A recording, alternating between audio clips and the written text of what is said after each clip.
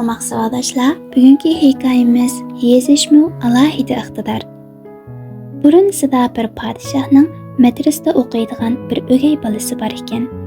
Bu bola kuyinib bilim beradigan xushmuomalalik bir xalfatning qo'lida o'qiydi ekan. U ustozini bekmi hurmatlaydi ekan.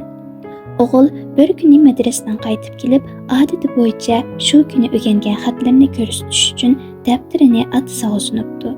Podshoh xatga ko'z yugurtib, birdanla uning kayfiyati o'zgaribdi.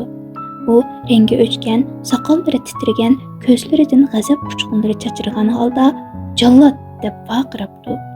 "Bu vafoga jafo qiladigan yetim o'g'liqning kallasini ilanglar."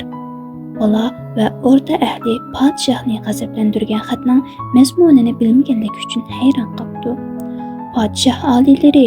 debdi vazir aradagi jimjitlikni buzib. "Qilingan hukmning sababini bilolmay qoldik. Aytib berishga bo'larmi?" Podshoh o'gay bolasining yozgan xatini o'qib beribdi.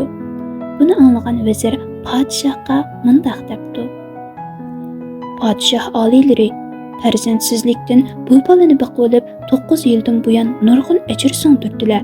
Bilimlik bo'lib, taxtni saltanatga ega bo'lish uchun o'qishga berdilar. Meningcha, bolada gunoh bo'lmasa kerak. Chunki ustozi nimani yozsa, u shuni yozadi. Shunga bolani jazolamay, uning ustozini jazolasa qandoq?" Podshoh bu gapga qo'shilibdi. Esavullar bolaning ustozini o'rtaga aylab kelibdi. "Sen bolaga menga haqorat keltirgan xatni yezib berganliging uchun o'limga hukm qilinding. Buningga nima deysan?"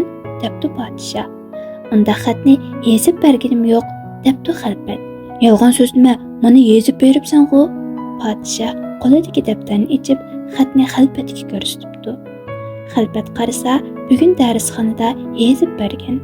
"O'g'an o'g'lim, dadangga o'xshash eshak bo'lma" degan jumla ekan. "Men bundoq yezib bermagan edim", debdi xalpat. "Bolangiz bu xatni ko'chirib yozishda o'xshash degan so'zdan keyin qo'yiladigan peshni o'g'limning oxiriga yo'tkab qo'yib, jumlaning mazmunini o'zgartib o'tibdi. Ishonmasangiz, maktabga odam avatib, boshqa bolalarning daftarini tekshirib ko'ring." Podshoh tekshirib ko'rgandan keyin xalpatning gunohsiz ekanligini bilibdi. O'g'il bo'lsa ustoziga yetgan pishganlikdan xijil bo'pti va undan keyin xat yozganda bir peshnimi tushirib qo'yishga bo'lmaydiganligini cho'nqur tushunib yetib, xatni to'g'ri yozadigan bo'pti. Hikmat: yozish iqtidori alohida iqtidor.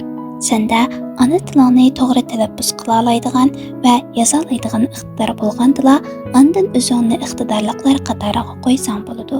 Bo'lmasa, sening manqurtdan nima farqing? Xotin nahiya xalq